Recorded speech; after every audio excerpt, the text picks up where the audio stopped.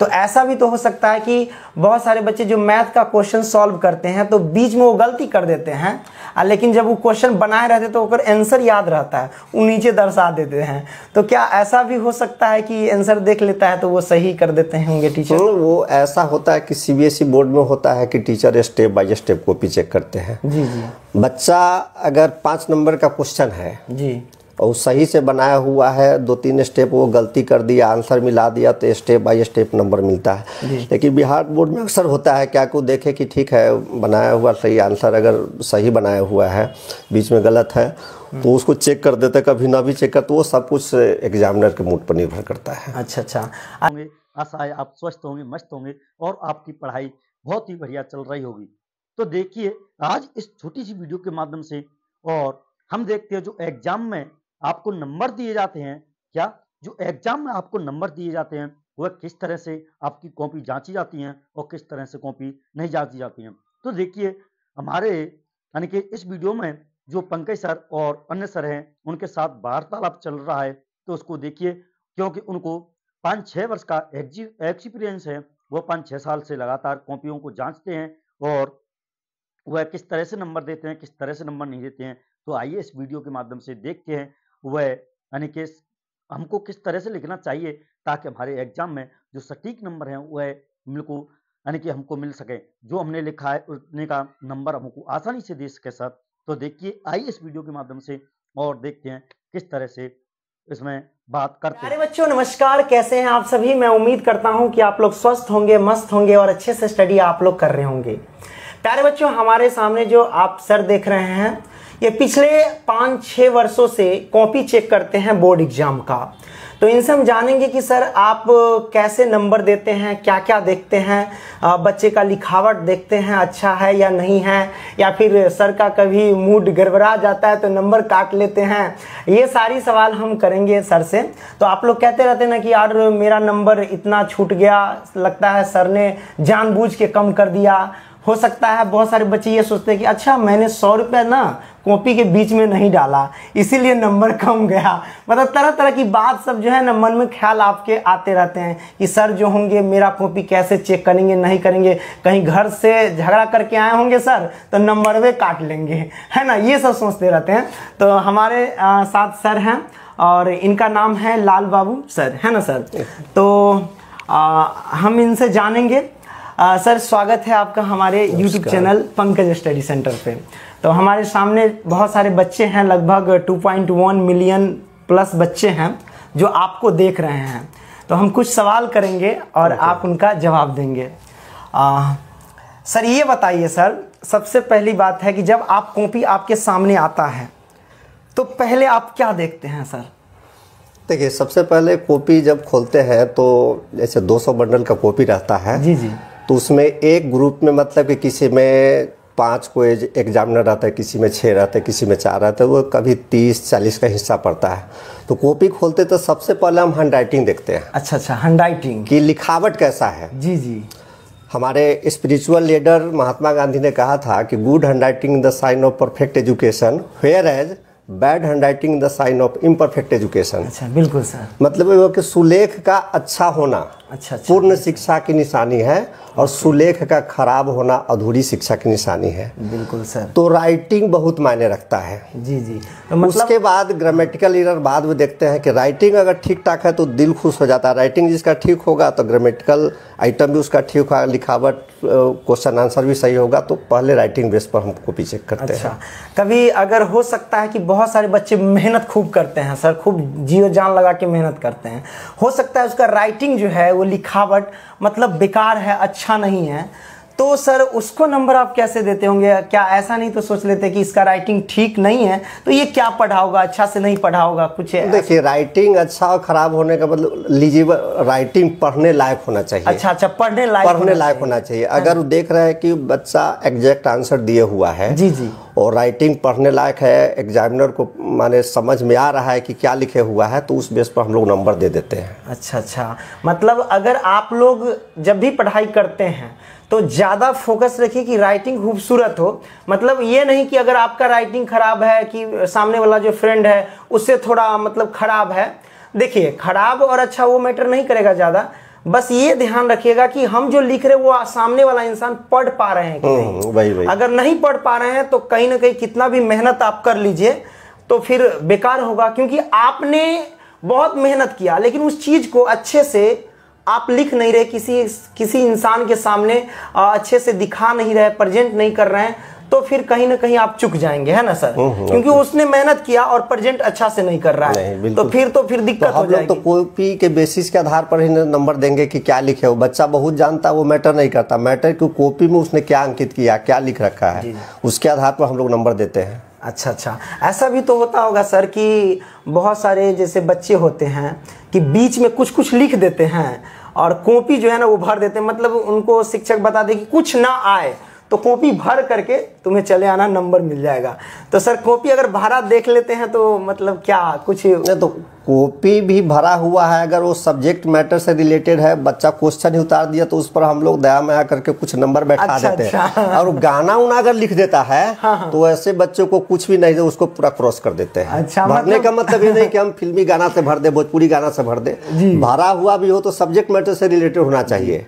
अगर इधर का उधर दाएं बाएं कट कॉपी करके भी लिखे हुआ तो हम लोग उसको कुछ दे देते हैं। वो मूड पर डिपेंड करता है कि हम देंगे या ना देंगे, वो मेरे ऊपर निर्भर करता है। अच्छा, जैसे कि कुछ अच्छा वर्ड ही लिख दिया, कुछ मतलब बढ़िया कविता ही लिख दिया, इंग्लिश में कोई कविता उसको याद है, अगर वो मतलब क्वेश्चन है उसका उत्तर वो नहीं दिया, कुछ वर्ड वगैरह जो याद है वही लिख के भर दिया, तो जैसे कि मतलब बढ़िया वर्ड है, जैसे डॉग कैट तो देंगे नहीं, है ना, ऑनेस्ट वगैरह हो गया, ऑनेस्टी, ये सब लिख दिए। इंग्लिश तो मुझे ज़्यादा आती नहीं है सर, तो मतलब ऐसा वर्ड जो आपको लगे कि ये बच्चा पढ़ा है लेकिन इसका उत्तर नहीं है लेकिन भर दिया है, तब दे देते हैं नंबर। सबसे पहली बात को एग्जामिनर के मूड पर डिपेंड करता है। कि सामने वाला का मूड कैसा है उस समय। अगर स्टार्टिंग में है, जी सर, स्टार्टिंग में वो जॉली मूड में है तो हो सकता है कि दे दे।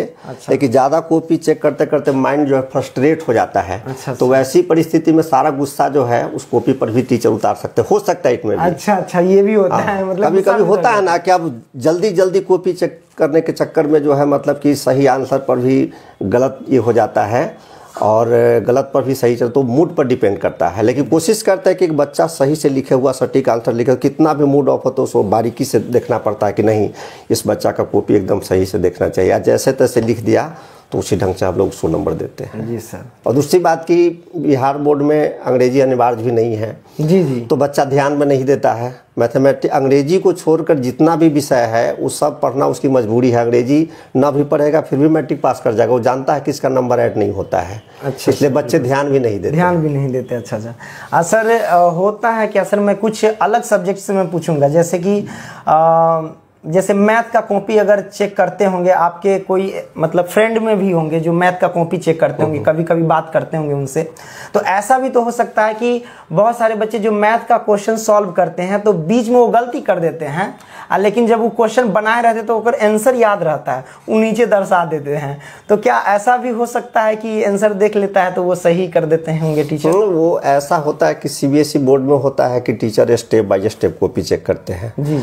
बच्चा अगर 5 नंबर का क्वेश्चन है जी और सही से बनाया हुआ है, 2-3 स्टेप वो गलती कर दिया, आंसर मिला दिया तो स्टेप बाय स्टेप नंबर मिलता है। लेकिन बिहार बोर्ड में अक्सर होता है क्या को देखे कि ठीक है बनाया हुआ सही आंसर, अगर सही बनाया हुआ है बीच में गलत है तो उसको चेक कर देते, कभी ना भी चेक कर, तो वो सब कुछ एग्जामिनर के मूड पर निर्भर करता है। अच्छा।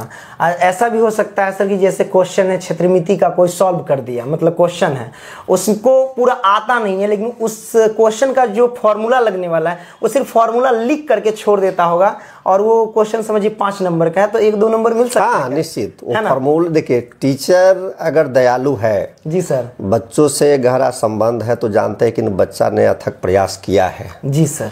भले ही पूरा सॉल्व नहीं किया है, अगर फॉर्मूला ही याद है तो 5 नंबर का सवाल है तो उसमें 1 या 2 नंबर बनता है। जी सर। वो अपने मूड से दे सकते हैं, न भी दे सकते हैं, लेकिन ज़्यादातर लोग दे देते हैं कि कम से कम फॉर्मूला याद है, बच्चा कुछ तो प्रयास किया, तो 5 में 1-2 नंबर वो गुंजाइश कर देते हैं। मतलब ये हुआ कि प्यारे बच्चों, अगर आपको मैथ का क्वेश्चन अगर सॉल्व वगैरह कर रहे हैं तो हो सकता है कि क्वेश्चन आपको नहीं आए बनाने, तो उस क्वेश्चन का आपको पता है कि इसमें ये फॉर्मूला लगेगा और वो फॉर्मूला आपको पता है तो वो लिख देते हैं तो 1-2 नंबर मिल जाएंगे, है ना। सर का कहना ये है कि अगर मूड ठीक है सर तो सर का तो फिर वो नंबर आपको मिल जाएंगे। तो मतलब ये हुआ कि आप कोई भी क्वेश्चन को सॉल्व करो, है ना, सब्जेक्टिव को, तो कम से कम अगर नहीं आता है तो फॉर्मूला भी लिख करके छोड़ देना चाहिए, है कि नहीं। ये नहीं कि पूरा इसको कट करके भाग आओ। अच्छा, ऐसा भी होता है सर कि बच्चा बार बार जो है ना क्वेश्चन सॉल्व करता है, जैसे मैथ का भी सॉल्व करता है तो बीच में वो खूब गलती कर देता है, मतलब काटना, ये रगड़ देना, एकदम घीस देना। और एक होता है बच्चा कि हाँ इतना दूर गलती हुआ तो डिजाइन मार के एक क्रॉस कर देता है, एगो पूरा घीस देगा, ऐसा करेगा कि पन्ने फट गया, है ना। तो सर ऐसा भी तो होता होगा कि जो बार बार गलती करता होगा रगड़ रगड़ के और एक नॉर्मल काट देता है, तो घिसना चाहिए बच्चे को या सिर्फ नॉर्मल वहां पे गलती हो तो हल्का काट देना चाहिए क्रॉस? देखिए, होता है कि अगर वो बार बार घिसता है ना, उसके बाद वह सही आंसर भी लिखता है तो टीचर इरिटेट हो जाता है ना। तो वैसी परिस्थिति में मेरे समझ से बच्चा को क्रॉस कर देना चाहिए, पूरा कॉपी को घसना नहीं चाहिए, क्रॉस कर देना चाहिए, है ना। बिल्कुल। जहां तक हो सके कि अगर बीच में ज्यादा ही गलती कर दिए तो पूरा उस पेज को यानी क्वेश्चन को जो है क्रॉस कीजिए, फिर अगर आपको आ रहा है तो फिर से ढंग से आगे अगले क्वेश्चन उसको सही से लिख सकते ताकि टीचर उसको सही से मूल्यांकन कर सके। जी सर। अच्छा, बहुत अच्छा। तो सर अपने ओर से बच्चों के लिए कुछ कहना चाहेंगे सर? मैं बच्चे को यही कहना चाहूँगा कि वो जिस सब्जेक्ट में पढ़े मन लगाकर पढ़े और एक बार में एक काम करे। अक्सर देखा जाता है कि बिहार बोर्ड के बच्चे जो भी तैयारी कर रहे होते हैं एक साथ बहुत सारा सब्जेक्ट निकाल लेंगे, जब कभी साइंस पढ़ेंगे, कभी सोशल साइंस, कभी संस्कृत पढ़ेंगे, कभी हिंदी, ऐसे नहीं। अगर हमको हिंदी व्याकरण में वर्ण के बारे में जानना है तो पूरा अपने आप को 100% उसमें झोंक दे। बिल्कुल सर। कि जब तक हम वर्ण नहीं सीखेंगे तब तक हमको कारक नहीं सीखना है। बिल्कुल सर। अंग्रेजी में एक प्रोवर्ब है कि jack of all trades but master of none. हरफन मौला हरफन अधूरा। एक बार में एक ही काम को किया जाए तो ज़्यादा अच्छा रहेगा। अच्छा, जी सर। अच्छा सर, बहुत अच्छी बात कहें आपने। मतलब बच्चे लोग को सभी सब्जेक्ट को प्राथमिकता देनी चाहिए। बिल्कुल। हर सब्जेक्ट, क्योंकि सबसे नंबर उठता है। बिल्कुल। तो कुछ बच्चे सोचते हैं कि अंग्रेजी पढ़ना अनिवार्य नहीं है। जहाँ तक मेरे जानकारी में है कि अगर वो बच्चा डिफेंस में फॉर्म भरना चाहता है, जी बिल्कुल सर, अंग्रेजी में अगर वो पास नहीं है तो फॉर्म नहीं भर सकता है। बिल्कुल सर, नहीं भर सकता है। हाँ, जिसको दूर तक एजुकेशन लेना है, कुछ करना है तो अंग्रेजी उसको पढ़ना ही पड़ेगा। भले मान्यता अब नहीं है। इसके लिए सरकार ने ही उस तरह का प्रावधान बना रखा है कि अंग्रेजी में फेल फिर भी मैट्रिक पास, तो बच्चा भी क्या करेगा बेचारा। वो तो देखता है कि अंग्रेजी के गेस पेपर को ही अलग कर देता है और सबसे ज्यादा वो ध्यान देता है साइंस और मैथ पर। और केवल सर जो है ना, ये बिहार में अंग्रेजी का मान्यता प्राप्त नहीं है, नहीं तो अदर स्टेट में यूपी हो गया, झारखंड हो गया, राजस्थान हो गया, इन सभी में जो है सर अंग्रेजी का मान्यता प्राप्त है। देखिए ना, कैसी विडंबना है कि मैट्रिक में अंग्रेजी नहीं पढ़ना है जी, लेकिन अंग्रेजी में इंटरमीडिएट में पढ़ना अनिवार्य कर दिया है। वहाँ अगर 29 नंबर बच्चे को आ जाए तो फेल हो जाएगा। बिल्कुल सर, मतलब इस पर ध्यान देना चाहिए। अंग्रेजी अगर अनिवार्य कर देता है तो बच्चा पढ़ेगा और टीचर लोग भी होंगे जो पढ़ाने के इच्छुक बनेंगे।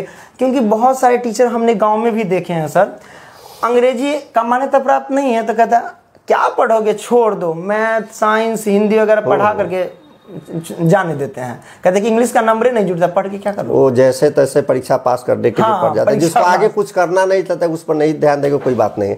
लेकिन जिसको लॉन्ग टाइम कुछ करना है, जॉब करना है, तो इसके बिना काम ही नहीं चलेगा। बैंकिंग सेक्टर में जाना हो, यूपीएससी की तैयारी करना हो, बीपीएससी तैयारी करना हो, इसके बिना काम ही नहीं चलेगा। जी सर। मतलब आपको अंग्रेजी को एकदम दिलो जान से पढ़ना है और सभी सब्जेक्ट को प्राथमिकता देना है। तो सर अब हम आपसे विदा चाहेंगे सर। तो सर को हम विदा करते हैं, तब तक आप लोग अच्छे से पढ़ाई कीजिए। हम स्टडी टाइम में आपसे मिलेंगे। जय हिंद, जय भारत। जैसा कि आपने वीडियो के अंदर देख ही लिया है कि यानी कि जो बात कर रहे हैं सर, यानी किस तरह से आपको नंबर दिए जाते हैं, किस तरह से नहीं, तो आपको यानी कि इसी उम्मीद के साथ अपने जो अच्छे नंबर हैं, अपनी कॉपी की जो लिखावट है उसको अच्छी तरीका से और जो लिखना है वह सटीक तरीका से, कि ताकि एग्जाम की यानी एग्जामिनर है वो कॉपी जांचने वाला उसकी समझ में सही आसानी से आ सके और जो आपका आंसर सही है और वह किस तरह से लिखना है, किस तरह से नहीं। तो जैसा कि आपने वीडियो के अंदर देख ही लिया है, तो इस तरह से आप अपनी पढ़ाई को और भी मेहनत के साथ करिए, क्योंकि आपके पास टाइम कुछ नहीं बचा है। तो इस तरीका से अपनी पढ़ाई को बरकरार बनाए रखिए और अपनी जो एग्जाम में कॉपी लिखनी है वह किस तरह से जो आपने तरीका देख ही लिया है, और अपनी पढ़ाई के साथ लगे रहिए और कॉपी लिखने का तरीका आप अपनाते रहिए। Thank you.